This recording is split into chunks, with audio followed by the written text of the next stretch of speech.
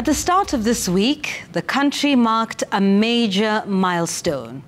13 years since the promulgation of the Constitution of Kenya 2010, a document that was a product of blood, sweat and tears, quite literally. Now, there are many enduring lessons out of the implementation of the Constitution of Kenya 2010 as witnessed in the last 12 years. But here is my lesson. If you want to hide empowerment from a Kenyan, put it in the Constitution. I will explain. But first, a little memory jog. Remember siasa mbaya, maisha mbaya?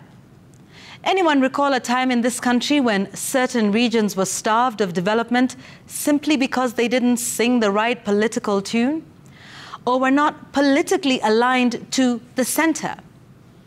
For other parts of Kenya, they were simply too far from the center. And by center, I mean Nairobi, the capital, or its environs. By center, I also mean too small from what have been the biggest tribes that dominate the center. Woe unto you if you had the misfortune of being born and raised in those areas. Good schools, health centers, roads, were all things you would only hear of as distant tales from Nairobi, the city of many lights. And so the resounding call of the Constitution of Kenya 2010 was to dismantle the center.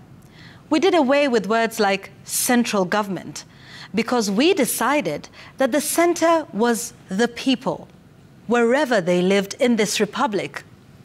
And so devolution was born. Devolve functions, devolve resources, and most importantly, devolve the power of the people to decide what they want, what they need, when they need it. In essence, empower the people. Yet this attempt to empower the people took some time to embrace, understand, and even implement. Or perhaps it was misunderstood by some of the implementers. Let me start with the governors. You see, right off the bat, we began with some rather peculiar struggles.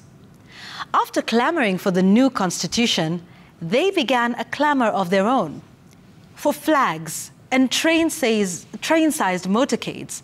We saw a clamor for titles. Call me your excellency, they demanded, as they obviously considered themselves mini presidents. Then came the devolution of the national, vice, which is corruption. Governors delivered quickly on that. The first term was sufficient for most of them.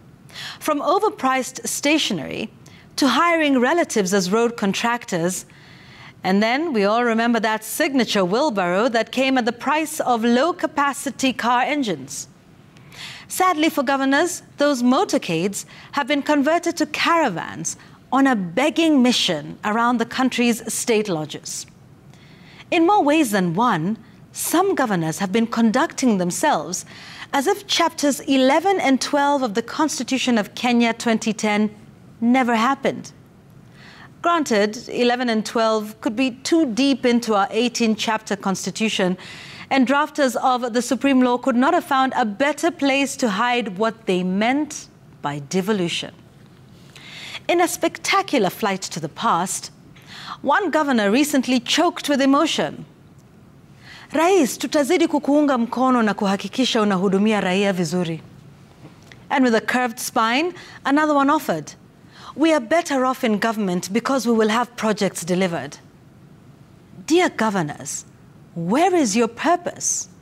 What is your function beyond pleading with and prostrating before the center? What was the point of devolution? Why did we devolve functions and funds? Why did we even devolve the representative bodies? County assemblies, complete with MCAs and a speaker, and ministers at the county level to decide on which development projects are suited to them.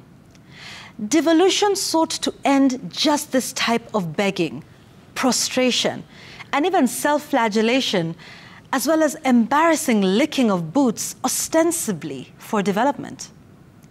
The disbursement of funds to the counties is not a favor. Even the president himself announced that the funds owed to counties have been disbursed in full.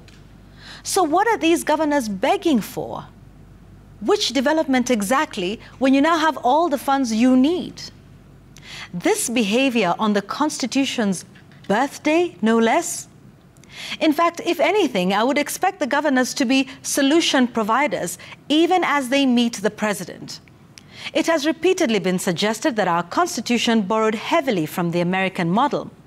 This was even the reason the name governor was adopted. Never mind that the county in size and stature is way smaller than a state in the sense of governors in the American context.